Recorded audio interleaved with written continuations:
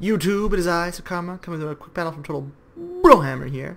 A little 1v1 action. I, myself, Sakarma, am heading the Dark Elves against the Tomb Kings, led by Sir Luxman. Sir Luxman. He has brought a non-construct Tomb King army, which I always respect because constructs, Tomb King armies are kind of boring to play. So we'll do a quick recap of the list here. So I brought 3 shades of dual weapons. Why dual weapons? Or 2 dual weapons and 1 regular shade's probably enough to money because they have really good stats. 36, 30, and they get a bonus for infantry and a 20 charge bonus, which is quite high for an infantry unit. So yeah, so they have really good, and 40 and 36. They have low health, of course, and low armor, but high leadership, good damage, and they have those missiles, of course, and they have stock. And the dual weapons will help them just cut through whatever remaining Tomb Kings. So I think they'll probably trade pretty well with halberds. They'll certainly survive long, and they'll do a lot of damage. So yeah, I brought them just to be able to shoot and fight if they need to. And then why do I bring shades against Tomb Kings? Because one time I brought Tomb Kings, and I was facing a Dark Elf player, and they brought a bunch of shades, and it was just, I realized then that like it was a really good idea because if they bring Chosen of the Gods or anything like that, they'll shoot down your Dark Shards immediately. Of course they will. If they bring a construct heavy army, they're going to take Chosen of the Gods, shoot down your archers, and then you're screwed, right? You don't really have any sort of killing power. Take down their single entity constructs, single entity models rather. With the shades though, because they're hidden, I can approach without having to worry about these Ushabti great bows or Chosen of the Gods, just whittling them down. So I get to, it gives them that added protection, and then of course they can also engage in melee if they need to at the end of the game. So they're just a nice little all-around unit in this matchup, I think. And if you're expecting constructs and you're expecting great bows and Chosen of the Gods and all that stuff, they're a good little unit. So I'll just pause it real quick. I also brought some Blackrock Corsairs who will do well against Tomb King infantry. Blackrock Corsairs over here, Bleak Swords, Dread Spears, Bleak Swords, Blackrock Corsairs, basic little front line. Then I brought 1 Blackguard Nagaron, 1 Harkonneth Executioner, why not? And then of course a Cold One Knights to help deal with constructs, because that's what I'm worried about. And then Malekith on his little lizard. This lizard looks so goofy. Look at his little hands. Is that a hand in his ass? What is that? Or is it his foot? Oh, it's his foot. It's on a hand ass. What a weird... The new Malekith. 1-footed lizard with a hand ass. Sleek, peak, and it leaks urine. It is Mofonzi. That's the name of his mount, Mofonzi. Heard it here first, folks. Okay, what did Tomb Kings bring? They brought Nerahakar Horsemen. You don't see these guys a lot. You're very rarely see them. That's a cool banner though, eh? Like a skeleton. It's like the horse is wielding the sword. Funky. Anyways, so yeah, I got Nerahakar Horsemen over there. A couple of units. You rarely see them. They're like a mid-tier cav, which aren't really great in this game because the low-tier cav are kind of shit in this game to begin with. On the front line, you have I'll go back into slow motion. On the front line, you have Tomb Guard here. Tomb Guard with halberds. More Tomb Guard. More halberds. A couple of 4 archers, which is a lot. But I could see the reasoning here, trying to counter snipe my archers. So I brought those guys on the flanks. He has Skeleton Spearman. He's got 1 Tomb Prince in case I brought a dragon, I suppose, and a Tomb King. Although if I brought a dragon, I don't know how you would have dealt with it, because Tomb Kings with halberds are not gonna do that great. These guys are taking some shots, so I moved them in the back. Problem is he does have these 3 units of carry ready to descend. So I have to be very careful with how I deploy these shades.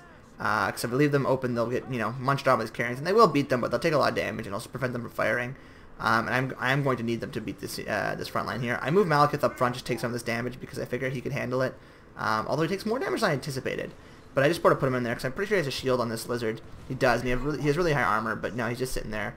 I get a nice Gaze of Malice that just wipes that unit pretty much off the board. Like does a lot of damage right there. And then I bring my shades in to start, focusing down these units, and just, ooh, so quickly, so devastating.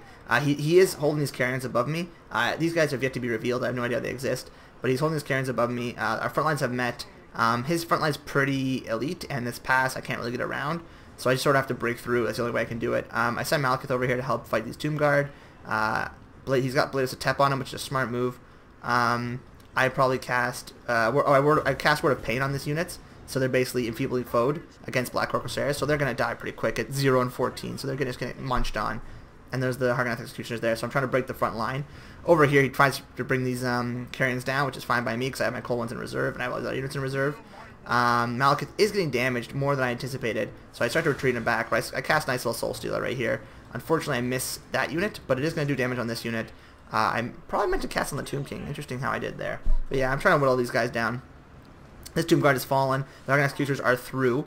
Over here, the Carrion has been warded off. He brings these Nekara Horsemen in. They're not going to be able to do anything to Malekith, especially with all this spear support. These Colon Riders are going to probably intercept these guys, if I play this right. Yeah, there they go. So they're the Nekara Horsemen. His back line has sort of collapsed. We have these Corsairs in the back. We have these Argon Executioners, and our Shades are now ready to fire. Of course, they do have silver shields. Their front line does, but our firing isn't going to do well. Ooh, he got punted by the Tomb Prince. Very impressive. Over here, they're getting their heal on, but they're fighting Corsairs. This is not the they're little funny little. Look at them walk. Look at them just waddle. Yeah, yes, we will destroy you. I feel like that's how the Blackrock Corsairs talk. They're kind of like the like lame lesser brothers of the Dark Elves. I know they're like pirates or whatever, but they seem so lame to me. They just seem like they try so hard to be like. I feel like they only shop at Hot Topic, you know, and they just want to be super cool. And they're like, oh yeah, we're alternative. We're the Corsairs. Look at them waddle. They have these stupid capes. They're funny looking. I think they're running away. Yep, they're retreating. Sad.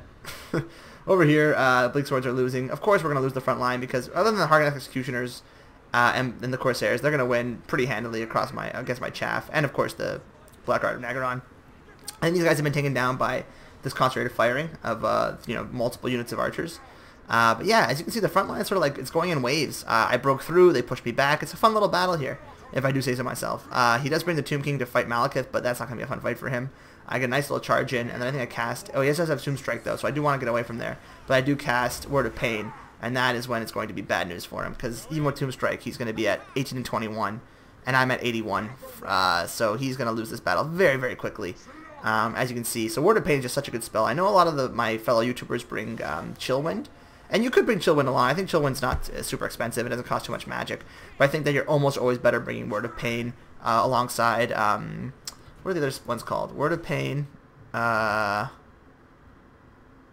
Soul Stealer, of course, and what's this one called? Power of Darkness. I think that's the kit I like to bring, because Soul Stealer is obviously to heal him and do damage. Word of Pain to make him a crazy good duelist, and then Power of Darkness to boost up his magic.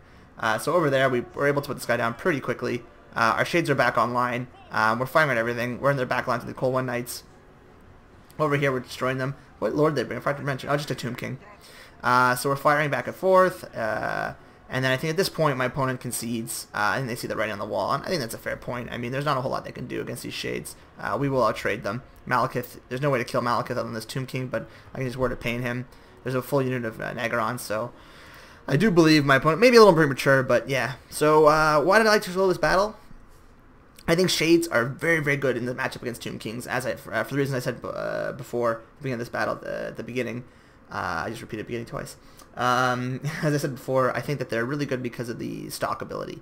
They just they can traverse the map without being decimated by great bows, and that is such a useful skill, especially when you need armor piercing missiles on the Dark Elves to get rid of the constructs. So yeah, I would think Shades are a pretty good unit in this matchup, and of course they'll do well against the infantry as well, if it comes to that.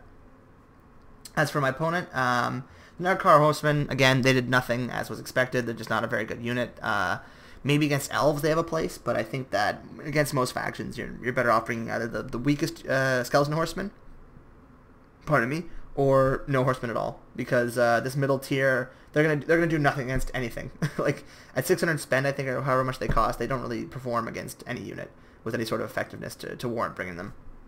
Over here, I got some Skeleton Spearmen, got some Tomb Guard. They did all right. They obviously are going to beat my front line. It was just a superior front line, but the units I brought are more cost effective, like Blackrock Corsairs, and the Hargan Executioners, cut through one of the units pretty easily.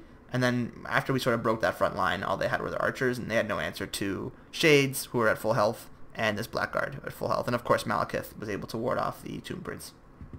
Yeah, so GG to my opponents, or Luxmen. Better Lux next time, man. Ha! Meme created. But yeah, enjoyed the battle. GG. See what you get, guys, for sticking around to the end. You get a nice little wordplay, courtesy of Sakarma. From Prime Rib, premium grade, AAA cut wordplay. Alright, so yeah, that was a fun little matchup. I always enjoy playing as Dark Elves against Tomb Kings, and I look forward to seeing you all around the bend.